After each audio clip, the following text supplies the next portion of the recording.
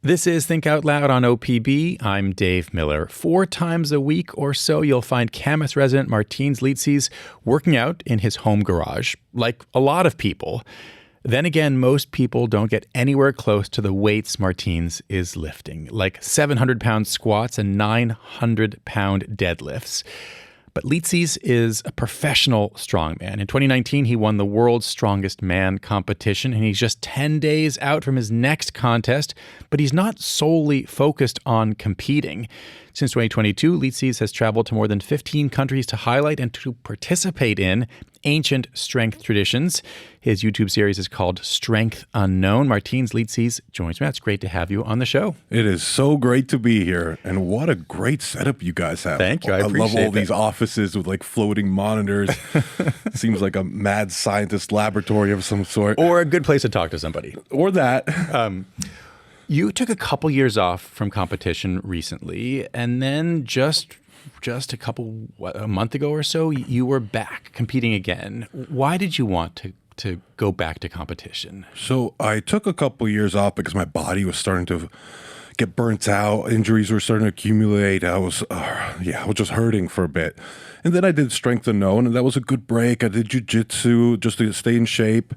And after 2 years, I started feeling good again. And I realized I never really had an official retirement, and I don't want to just out of nowhere say, okay, I'm not coming back without a proper good last hurrah.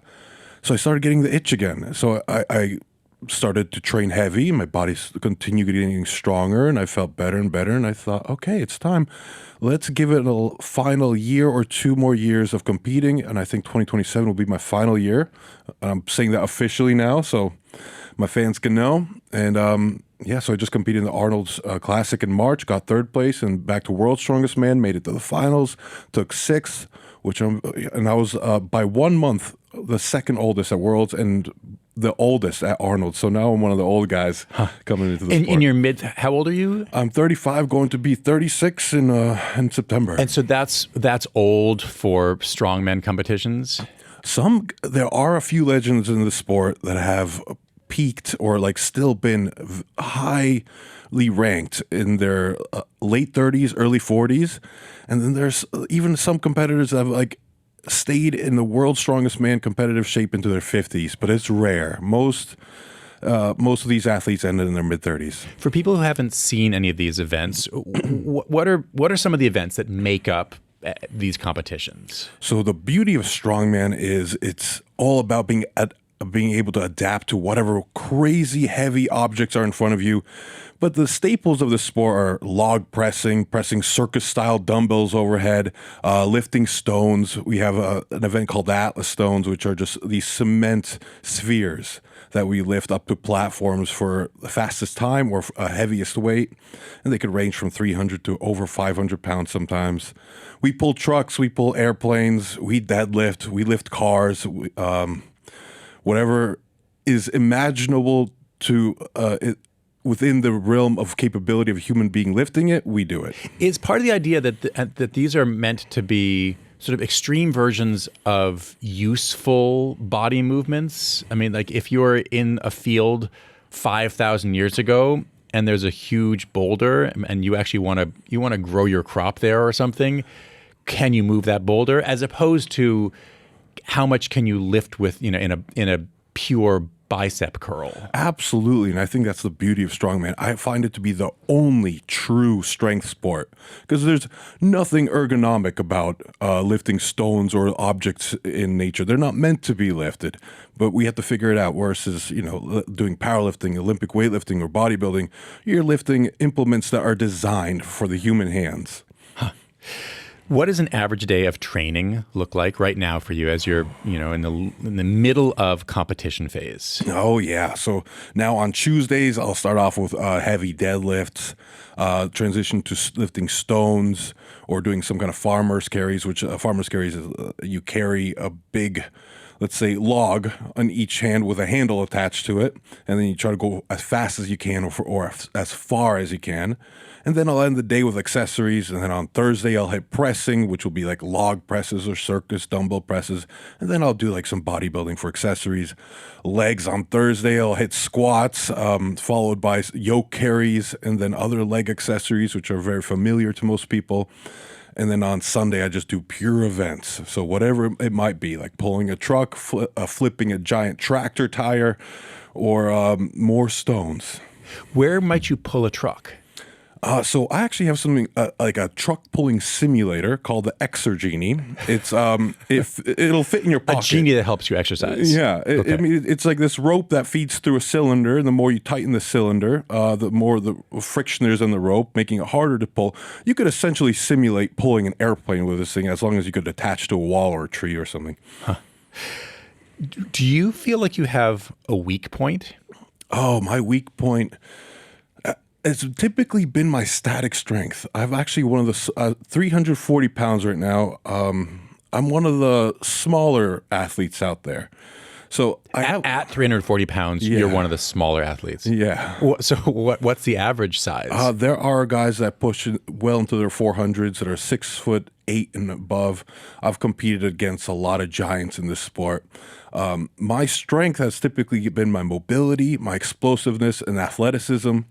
But I would say if I had to choose one event, it'd be throwing. I've struggled with throwing. If I get a lot of practice on it, I do okay, but I've messed it up many times. How did you get into strongman?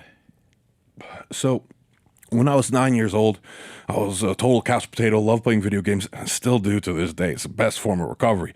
But my dad had enough. He was a gym buff. He loved going to the gym, and he just saw me being lazy, he pulled me into the gym. And so I started lifting with him. I hated it. I didn't want to do it. But he said, look, son, you got to stick with it for a year. And if you hate it after a year, then maybe you could not do it anymore. But okay, fine. So I stuck with it for a year. And lo and behold, I got addicted. But I didn't know where it was taking me. I loved bodybuilding. My dad trained me in everything. Bodybuilding, Olympic weightlifting, powerlifting. And I loved all of it. And I wanted to combine it all. And then I saw on TV these guys doing strongman competitions. And at this time, I was also going to my farm in Latvia. I was lifting stones and getting curious, like, what is the biggest rock a human being can lift? And strongman to me was the answer of that. It combined all strength disciplines and answered what the biggest rock a human being can lift is. I want to turn to your YouTube series, Strength Unknown, where, as I mentioned, you're not just documenting various strength traditions around the world. You're actively participating in them. Let's have a listen to a clip from one of the episodes. This is after you tried sumo wrestling in Japan. So that was an incredible experience. I don't know what happened. So my head got knocked up. Got a major whiplash, and my nerve tingling went right down my arm immediately like lightning. But those warm-ups are no joke. At first when I'm watching it, it was going slow. But you're doing that for over an hour. Just squat after squat after squat. And eventually my legs started cramping. And you know what? That thing where you bring up your leg before you stomp? You know, in the beginning I don't feel anything. But after half an hour or so, my abductors were just lighting up. I think that is legitimately a fantastic warm-up for leg day. I love how you went from, I'm in pain, that was really hard, to, you know what, this could actually be useful in the future. What were some of the hardest feats of strength or traditions that you learned, that you did as part of Strength Unknown? Ooh, okay. The hardest... Okay, the first memory that comes to mind was when we went to Tibet. And we lifted stones with the nomads. This was 5,000 meters above sea level. 15,000 feet or so. Or I think 16,000 feet. We're talking right close to a base of Mount Everest elevation. And I underestimated it. I underestimated the altitude. I thought, okay, I'll feel a little dizzy, whatever. I'm a strong man. I can handle not having any oxygen, is what you thought? Exactly, yes. So when we got there, everything was so tightly packed because we had many shoots to do. Didn't have much time, so we got to Tibet and we had one day to acclimate. So you're supposed to have multiple days. I thought, okay, whatever. It's not that big of a deal. We're just going to lift some stones and we're not like climbing a mountain or anything. That was a mistake. I was huffing and puffing those little oxygen canisters like my life depended on it just to get the shoot. And I did lift a stone, but even after just 10 steps, I felt like I was going to pass out. What motivated you to start this series, to go around the world and sort of embed yourself in different local communities and learn about and take part in their various strength traditions? So I think that goes back to, by the way, am I getting picked up okay on this mic? I just want to make sure. We sound you great. We hear you great. This is the good? All right. Let's keep it going. Yeah. So this also, no one has ever asked that, I think, in the history of the show. I appreciate it. Okay. So sound is good. We're continuing. It all started off with curiosity. I got into strongman because, well, one, I wanted to combine all these strength disciplines, but I was also just curious what the human body was capable of. And then at some point, my business partner, one of my best friends, Romark of Ice, and I, we started YouTube series. And we did a lot of collaborations with other YouTubers. And it kind of got obnoxious because when you're collaborating with other YouTubers, you're trying to figure out what content that we're shooting will belong to your channel, what content will belong to our channel. And it just became a logistics nightmare and it wasn't fun. And then one day, we decided to visit one of my good friends, JF Caron in Canada, who's a legend in strongman, but had zero social media presence. And as we went there, we were pleasantly surprised that this man has such a rich life that is not seen by the public. For example, he lifted in a barn. He had a cow stationed next to the weights that we were lifting. We're doing yoke carries and farmer's carries next to this pet cow. And then we went snowmobiling, and he was a maniac out there going way too fast in what should be safe. And then we showed this to the world, and all these people were like, wow, there's this whole side of this athlete that we didn't know about. It was such a wholesome, good episode of connecting to my good friend, seeing this side of him that is just unknown. And I loved, parts unknown, Anthony Bourdain. And Romark and I had this idea, what if we do something similar called Strength Unknown? And we go and investigate cultures and characters and stories relating strength around the world that just don't see the limelight. I want to play another clip from the series. Let's have a listen. This is the second part of our Strength Unknown Pakistan journey. Previously, we explored the Punjab region where we became engulfed by the strategy of Kabaddi and the unique training styles of Deshi Kushti. Our eyes were opened to the beauty of the region's rich cultural and sports history, but saddened to hear that other interests have begun to take over. As is with most of the world, traditional sports are slowly fading from memory. There's a general loss of governmental support, and as international sports take over media, interest from the youth too is waning. But that doesn't mean we shouldn't fight to keep the flame of history alive. What kinds of efforts are there to preserve these various traditions? So of course it's still ingrained in their culture. They are pushing to continue it. It's just difficult. There is an effort to create more festivals to increase interest in the youth, but still it is hard. It is hard to capture the interest of youth who have so many more options these days. And we, as a society, we tend to not stay in one place anymore and be ingrained in our culture that has developed over centuries in a specific location. So because of that, I suppose I don't have an answer for you other than they do continue to put on festivals for these events, and that does draw in attention. But there needs to be more of an effort to preserve these old traditional lifting styles and sports. Is the fact that these traditions are under threat from globalization and technology and distraction and travel, is that one of the reasons that when you were coming as a Westerner going to places all over the world, that you were welcomed with open arms, that they were excited that an outsider was interested in their traditions? Absolutely. And that was very eloquently put. Much more exactly. They really took me in with open arms and bewildered that word got out about the unique traditions of their wrestling and stone lifting styles got out there. Can you tell us about one of the people that you profiled from Burkina Faso? His nickname is Iron Bibi. Oh, Iron Bibi, what a legend. Well, first of all, I want to say that this man has a heart of gold. I've never met someone so kind and welcoming in my sport. His heart of gold is buried inside 1,000 pounds of muscle. Yes, and he has some of the strongest shoulder pressing power in the world. And so I visited him, and first of all, he's a prince there. Literally. Literally a prince of a tribe, a well-renowned tribe in Burkina Faso. And his entire country just upholds him on such a high status for what he's been able to do.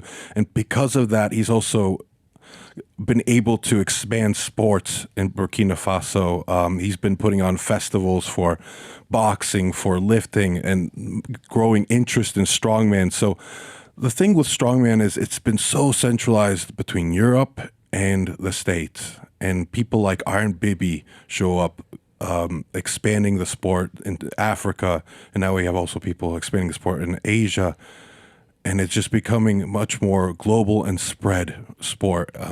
So I think he's just allowed it to be so much more accessible for the people of Burkina Faso.